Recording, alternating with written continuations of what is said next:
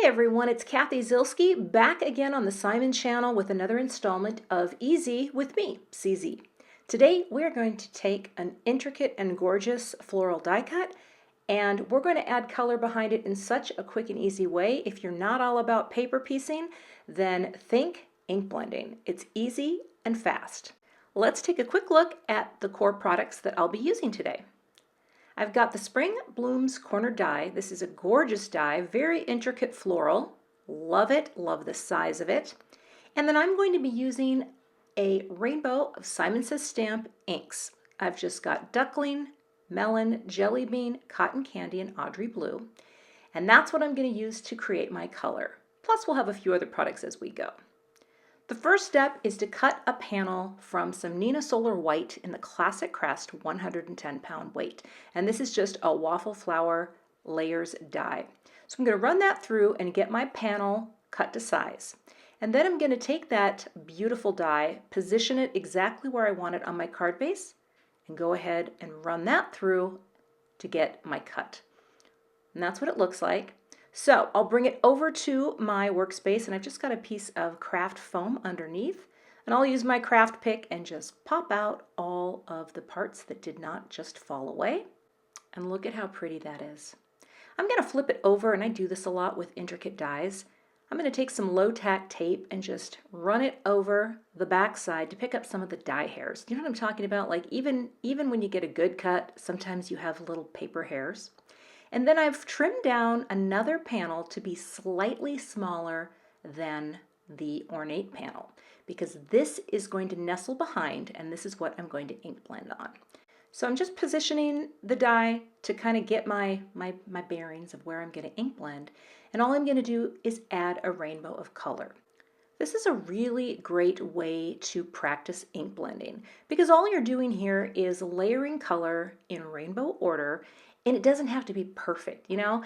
The thing that you need to keep in mind when you are working with any dye ink is when you first put them down, they might seem a little splotchy, but wait till you see how this Simon ink dries. It gets soft and smooth, and it almost looks completely different than when you start. So if it's looking a little blotchy as you're going through, don't panic.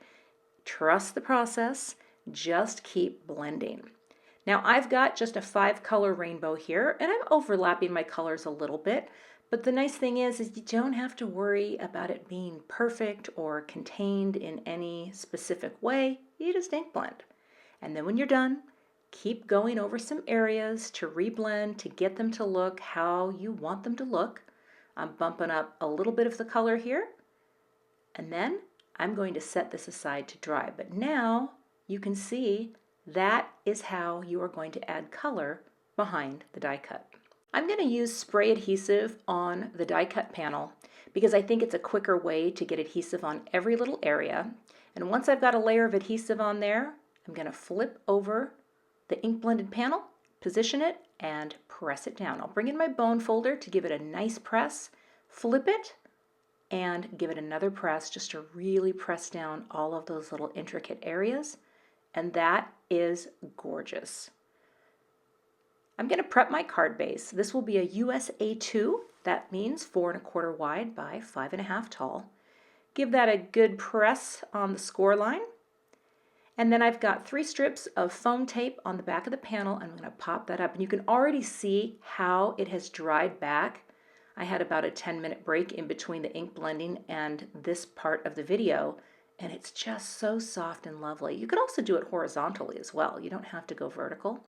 I decided to pull out the Small Script Trio dies. I love this set. They are very small, delicate words, handwritten by Christina Werner. And I die cut 3 out of some Simon Black cardstock and just glued them together for some dimension. I think that is just a really simple way to finish off the card. I like the contrast of the black. I thought about doing some other colors, but really black gave me a nice bit of pop. And I'm just putting liquid adhesive all over the back because I think liquid adhesive, it's probably the best choice when you're gluing something onto something that has a bit more texture like this die cut panel. I'll get that lined up, and then I'll place an acrylic block on this, just press and let that really adhere. I pulled out some silver sequins. I thought it would be fun to finish off this way, and I will add liquid adhesive into these little openings and pop down the sequin. Boop, just like that, so easy. Glue, boop, glue, and wait for it, boop. Ah, I love it, it's so simple. But that just adds a nice little bit of shine to the project. And you can see how soft and pretty that blended ink is behind that panel. I love this approach to adding beautiful color behind an intricate die cut. Thanks so much for watching today. We would love to have you subscribe to the Simon Says Stamp YouTube channel, and I'll see you back here with another card project soon.